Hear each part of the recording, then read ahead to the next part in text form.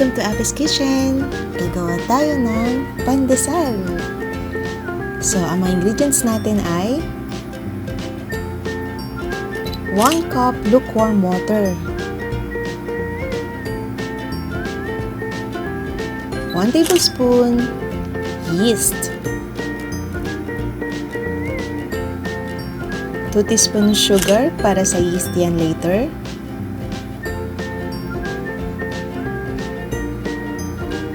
2 egg yolks,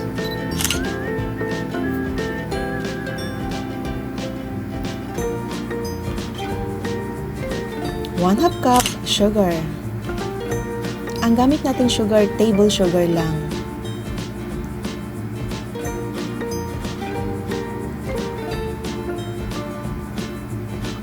One teaspoon ng salt, iodized or fine salt, hindi pwede yung rock salt ha. 4 cups all-purpose flour or 500 grams. Ang 500 grams ay 4 cups and corn oil. So, i-prepare natin yung mga gamit. Eto na yung habol, 1/2 cup corn oil. Simulan na tayo. Salain lang ang all-purpose flour. Siya lang muna, wala siyang kasama. After nyo masala, bawas ka lang ng mga 2 to 3 tablespoons. Medyo na parami yung lagay ko. And then, ilagay mo na dun sa flour yung sugar, tsaka yung salt. Yung 1/2 cup sugar ha, tsaka yung salt. Pagkalagay mo, set aside muna. So, dito muna tayo sa yeast. Ilagay yung 1 tablespoon na yeast at yung konting sugar sa lukewarm water. Haluin itong mabuti. Kailangan maligamgam lang yung water. Hindi mainit, hindi rin sobrang maligamgam. Sakto lang. I-set yung timer sa 5 minutes. Habang hinihintay natin yung yeast, haluin natin muna yung flour, sugar, tsaka salt. And then, gumawa ka ng well after sa gitna. Yung parang merong space sa gitna. After 5 minutes, ganito na dapat ang itsura nung yeast na pinapaalsa mo. Kasi pag hindi naging ganyan, ibig sabihin sobrang init ng water mo. So, after 5 minutes, don't forget to mix again or deflate para ma-release yung carbon dioxide para hindi umasim yung ating pandesal. So, dun sa gitna ng flour, ilagay na yung corn oil, egg yolks, at yung ating yeast. Simutin mong mabuti yung lahat ng yeast kasi sayang. Pampaalsa yan.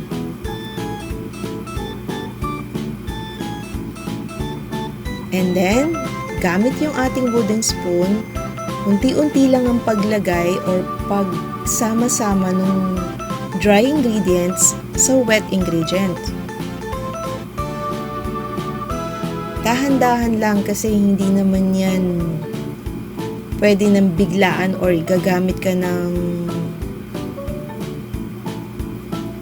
mixer agad. So, halo lang and magsasama-sama rin yan.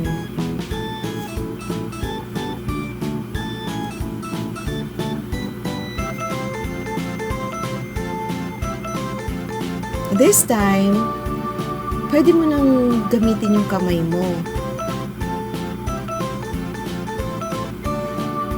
Ita-transfer na natin ito sa isang floured surface or yung merong pang-dust. Diba nagtabi tayo ng harina?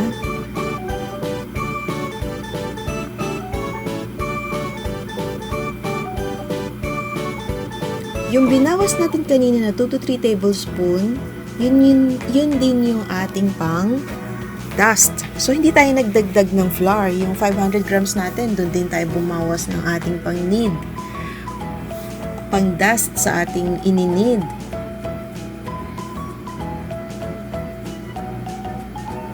Kapag nagni-knead, huwag mo siyang tapatan ng electric fan kasi doon nagda-dry yung dough.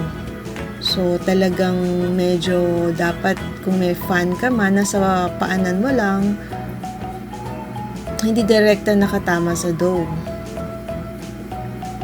Ako kasi medyo hirap ako sa pagni-knead or ayoko nung nagni-knead ako nang wala masyadong flour. Mahilig ako sa parang gusto ko may dinadust ako.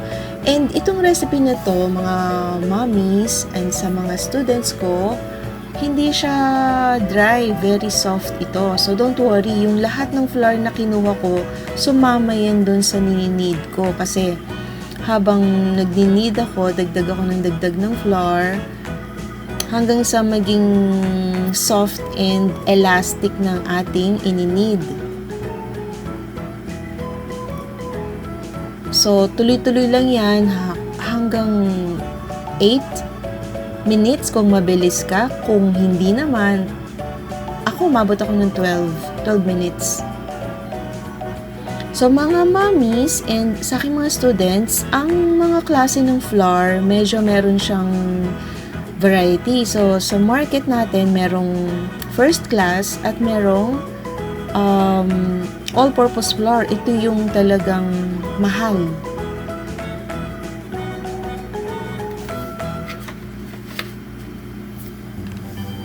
Sa recipe na to, pwede kang gumamit ng bread flour instead of all-purpose flour.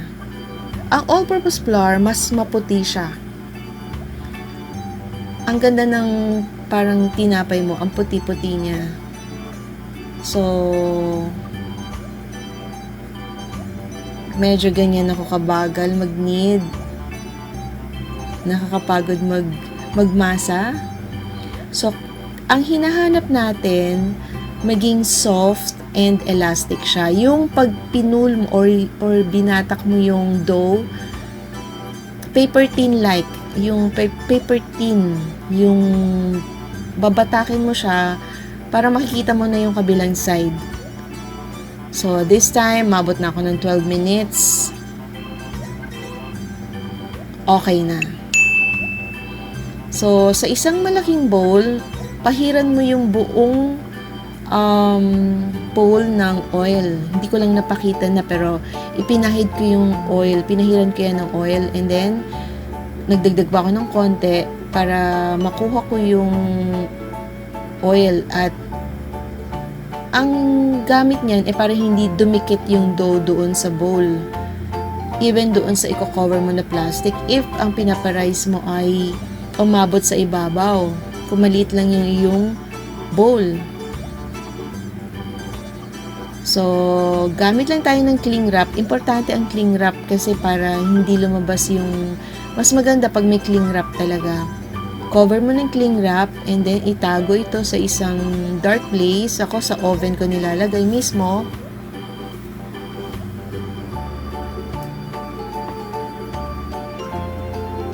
One hour ang pagpaparize nito or ang pagpaproof. So, timer mo na ng 1 oras. Tago mo na sa oven. Hindi yan naka-on, hindi yan naka-preheat ha. So, after 1 oras,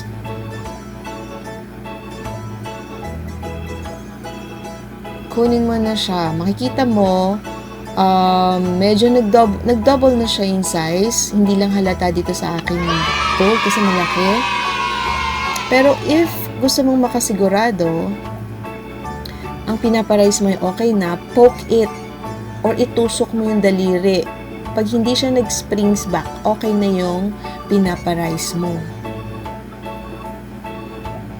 So, 1 oras na. So, ipa-punch down natin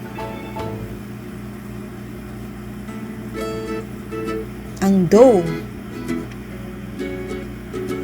Punch para ma-release yung air or yung carbon dioxide. Then, ilagay mo na ito sa flat surface na may konting, this time konti na lang, konting flour. Roll it with rolling pin. Rectangular shape.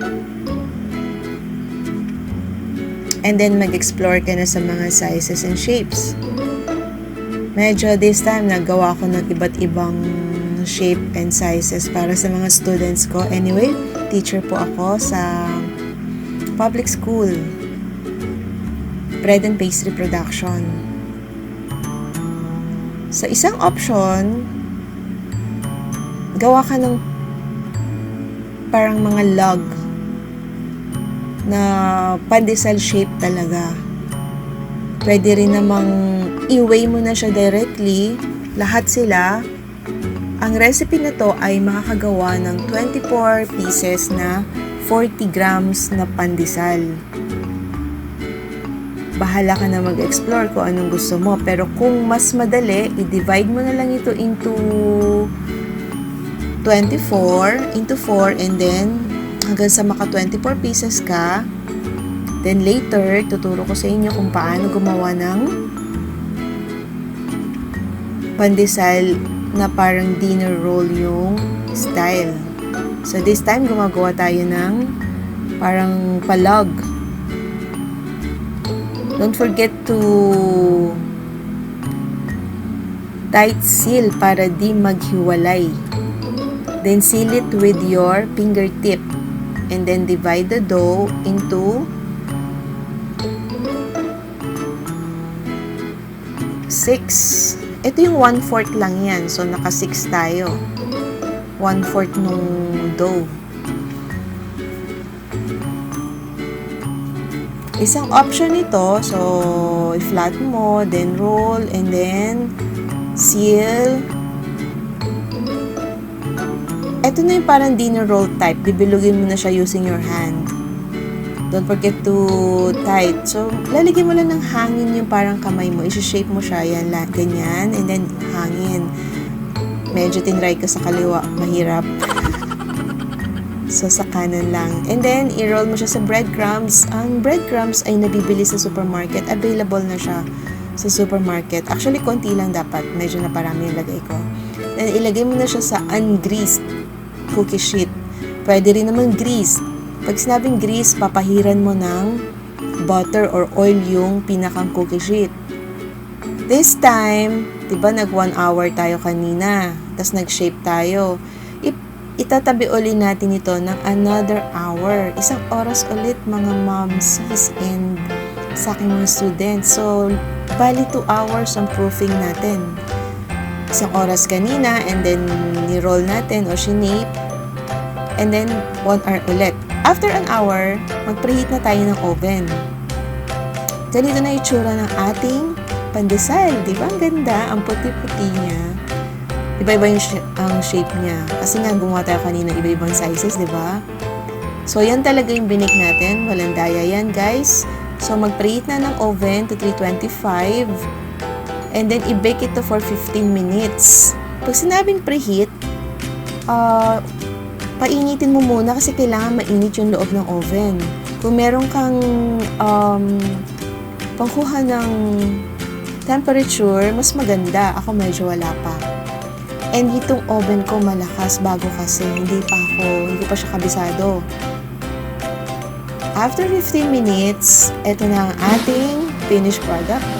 Yay! Ayan na yung ating pandesal. Wow! Masarap siya, guys. Promise. Baka mas maganda pa yung magawa nyo sa akin kasi medyo ito sa oven ko medyo na toasted siya. Malambot ito. Tinest ko na to for 4 days. Pag ininit mo siya sa stove, malambot pa rin siya. Babalik yung lambot niya. And mabango talaga.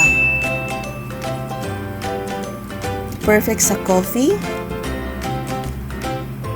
And eto ko with my son, Rob. Don't forget to subscribe, hit the bell, like, comment, and share. Thank you!